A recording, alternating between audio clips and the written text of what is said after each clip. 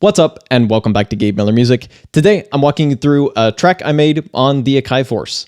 That's it. No crazy insights into the device or the process of making music with it, just making a tune as your friendly neighborhood music producer. I'm going to start off with an abbreviated performance of the song. I haven't worked out exactly what I want to do for an extended version yet, but this will give you a pretty good idea, although of course feel free to skip it if you want to just get straight to the music making stuff. Keep me near you, embrace me, fall through, never let me down,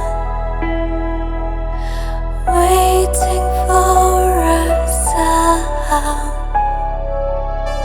Keep me near you, embrace me, fall through, heartbeat in your hand. Soon I'll take a stand.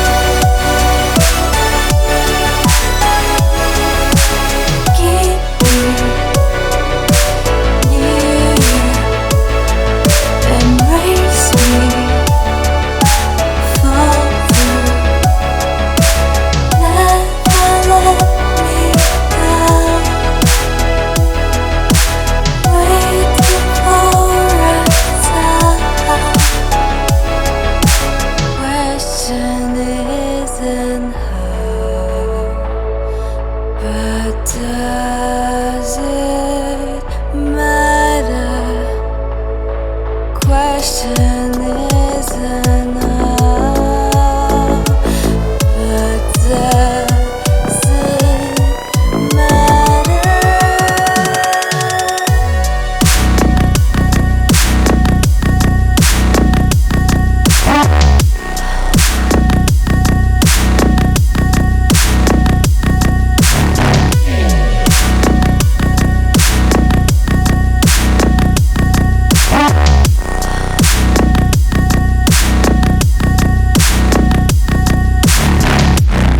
With that out of the way, let's actually dig into the Akai Force project. I want to start by briefly mentioning the vocals. I've mentioned these in a previous video, but I got these off a site that I'll link in the description, not a sponsor or anything like that, just something I've been kind of testing out and enjoying, where you can license vocals from a vocalist and then build a track around it. And I've used vocals by this vocalist before because she is absolutely fantastic, and I'll link her channel in the description as well.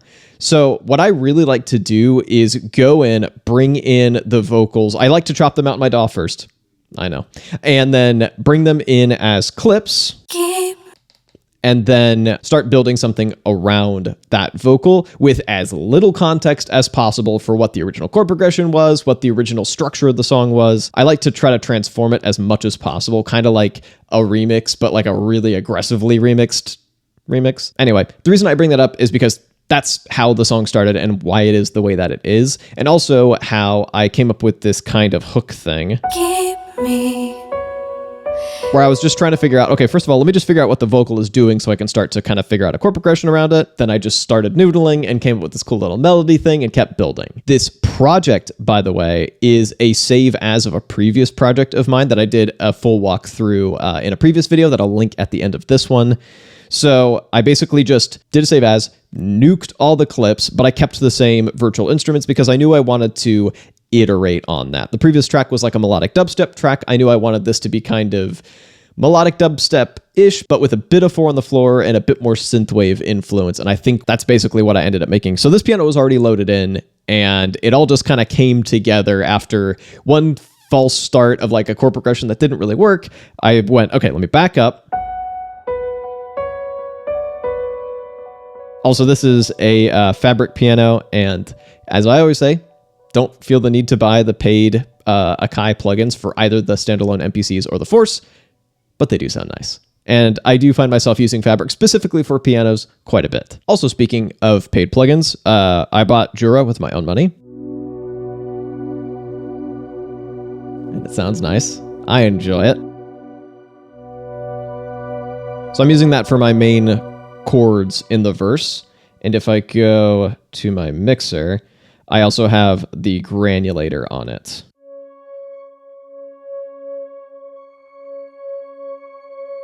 Which adds some very nice texture. And I'm going to speed run some of this because I've shown some of this in a previous video, but this bass is a hype synth bass, and it is tied to this macro, so it starts off filtered way down. Then at the very end of that first clip, I have this little lead in with this, which is from my $5 key group pack, linked in the description. This is sampled from my Roland JU06A. Buying the sample packs helps keep this channel going and makes weird gimmicks like this for mostly my own entertainment possible, if that's something you want. Regardless, in the second section, we had a couple of elements. This other key group program, and we bring in the drums. And I got some questions about these, so let me answer them as I kind of walk through this. First of all, someone asked me if this is like a kit or a custom kit. I pretty much always use custom kits where I just load in sounds one by one. I've downloaded lots of stuff from Splice or individual people's sample packs or my own stuff.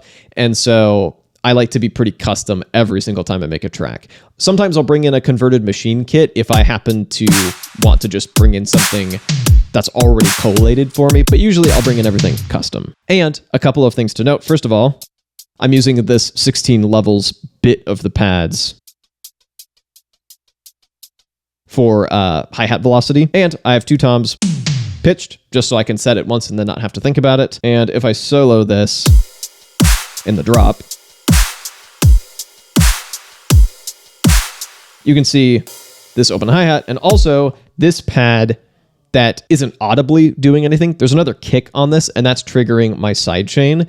Typically, I've had trouble with sending both a kick and a snare to the ducker. So using a separate pad with the volume turned all the way down tends to work a lot better for triggering the sidechain. It just hits every time the kick or snare hits. So outside of like this hi-hat having an ensemble effect on it and a couple of different hi-hats, nothing too crazy going on in these drum tracks. The other track I have going is kind of a reuse of a pluck element from the previous iteration of this project, with this macro controlling the cutoff. So this is fun. I originally planned to have like a whole buildup, and you end up hearing a buildup before the second drop. But for this first drop, once I brought in this bass hit and used that on the downbeat, suddenly going from that second verse right into the drop flowed really nicely. And so it's maybe a bit out of nowhere, but I actually think it sounds really neat and is a bit unexpected in a way that I think still fits. So, minor confession, I made this in Serum because it's easy. And I was on a Discord call playing games with friends, and there was like a bit of downtime. And so I just hopped into Serum. This idea had been rattling around in my head of like, ooh, what if I had this bass drop for my bass drop so you can bass drop while you bass drop? So I just made that, dragged it on the SD card, brought it in. I know. I am soft clipping it a bit, and that gives it some nice grit, helps it stand out even on smaller speakers. So the thing with the Akai Force is that you have to think ahead a bit when you're structuring a song, and often elements are going to be present throughout the entire song, and you want to be able to evolve them in a way that makes sense for a full arrangement. So that can mean there's a lot of starts and stops and sitting there going, wait a second, let me think very carefully about how I'm about to structure this. On the other hand, I already have these chords, so I could just copy that clip, nudge these notes forward, nudge these notes forward, once again to make room for that bass downshift. And then I could just copy that clip to all 3 of my supersaw elements. And these will need some work in post to not be super abrasive, and there's some kind of stereo weirdness. Like I want to make them a little wider and sound a little more balanced in the stereo spectrum. We'll get there. The other thing is that I could very easily copy my piano melody to this other key group program. And then later on, Like, that's a little harsh. And so I thought, hey, I should duplicate it and add an octave down version. This is a multi-sampled instrument, and so making that change in the instrument settings wasn't going to be the easiest thing ever. So here's the thing. Here's my copy button here. You could just copy an entire track, no problem. So I did that for that lead, copied the clip over, which actually the clip just got dragged along with it. And then I was able to hop into my clip settings, grab all those notes, transpose it down an octave. Good to go. Easy peasy. That complements that octave up version pretty well, I think. One other thing I forgot to mention is that this element right here, another key group program with granulator on it again, has just been doing that little 4-note arpeggio thing for every chord change over the course of, wait for it, over the course of the verse and the drop. Kind of gets buried in the drop, but I think it just adds a bit of interest. So here's, once again, where we start having to think through how we want to do structure. And by we, I mean you and me, because you're complicit in this monstrosity.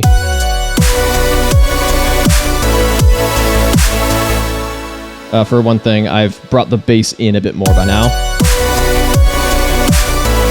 So it's less filtered down and less quiet. But also, my supersaw's pretty harsh, pretty in your face. So I wanted to do basically a duplicate of the drop that brings the original vocal back in, because I thought that would be cool. So I've already removed one of the 3 supersaw stacked elements, so there's just 2 left, but they're still a bit much and kind of clash with the vocal. And so I made another macro that I'm calling pads. You probably can't read that from here. That just controls high cut frequencies on a parametric EQ for both of those pad elements. They're filtered down enough to stay out of the way of the vocal. And of course, you could do that in post more easily than with this, but like, I got this thing to try to do as much on the device itself and on the fly as possible. So damn it, I'm going to take that extra effort to think ahead a little bit, make some little custom filters, and go to town. It's kind of cool. It, once again, makes this thing feel more dynamic once you actually jam a full track out live, but you still have it sound all polished and pristine, and kind of like what someone who got into electronic music on a steady diet of Monster Cat would make after getting their hands on some fancy toys. Couldn't be me. So at this point, this knob stays at 0% for the rest of the track because we're not going to hear those pads again. I need to very quickly get my bass down to normal.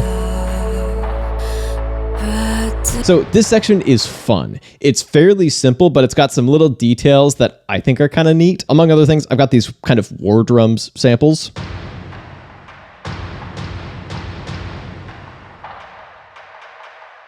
And I've pitched this like way down and then warped it to the BPM. I got this off a splice. And then also, because I couldn't be bothered to warp it the proper way where it like bakes it into the audio sample, I just covered it up with effects, and I needed to push it into the background anyway so it didn't stick out too much.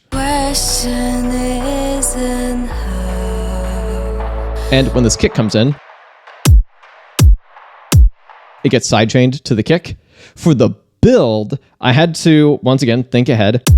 I have duplicated the kick because I want to have a kick riser go all the way up to right before the second drop, but I need my kick to, well, kick in at full force, and so I've got this duplicate version, and this macro filters it up.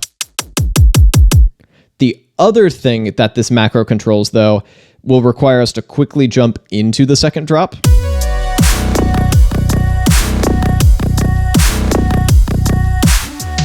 So one of the elements that I have in here on this other track, this piece of the original vocal that I've chopped out and then put a bunch of effects on, and that includes very aggressive sidechain. And this is the last note sung in that, what is now a pre-drop verse. So somehow I need to go from a dry vocal to a reverbed out vocal so that this is just an extension of that verse vocal. So on this main vocal, the other thing that this knob is controlling is the reverb mix amount. listen. which doesn't sound great on like syllables, but on a sung held out note, it works pretty nicely. So basically, as the kick speeds up and that note is held out, I can quickly filter out the kick and then bring that reverb in so that it's a really smooth transition from the build to the drop. That vocal just gets reverbed out and then keeps going as more of an instrument rather than a vocal, which is kind of neat.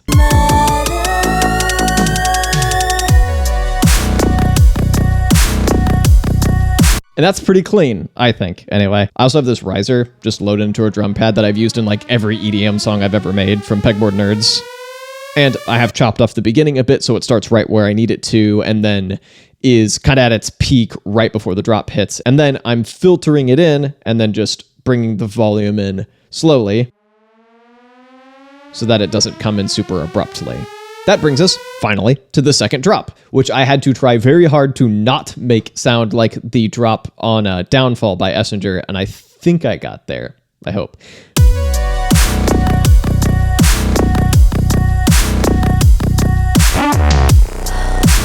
So I've got this other drum program with just a bunch of bass one-shots.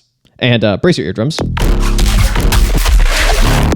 Most of these I won't use, but we've got things like this, which I've added the lo-fi effect to, as well as a little bit of soft clipper, which I think brings it to life quite a bit. As per usual, I've also sent these to mute groups so that they cut each other off. Fairly standard for a drop like this. So I can basically just start trying to figure out a cool little pattern to play, start to figure out ways to create variations by bringing in other sounds, even do some copying and pasting, because once again, I can't be bothered to figure that out chromatically, so I just want these to exist as their own samples. Two very similar but slightly different sounding basses. And we also bring back our saw bass for just a quick little lick. Wait for it. That also gave me the idea to use that bass to create a near growl sustained note thing, which is this, which is quite fun. So I basically just brought up the synth, went into the sampler. One of the nice things about the Force is that the screen and the pads can be doing two different things. Change my inputs to resample L plus R, arm it. And in this case, I discarded it, but you can choose to keep it, load it onto a pad, and then we go edit.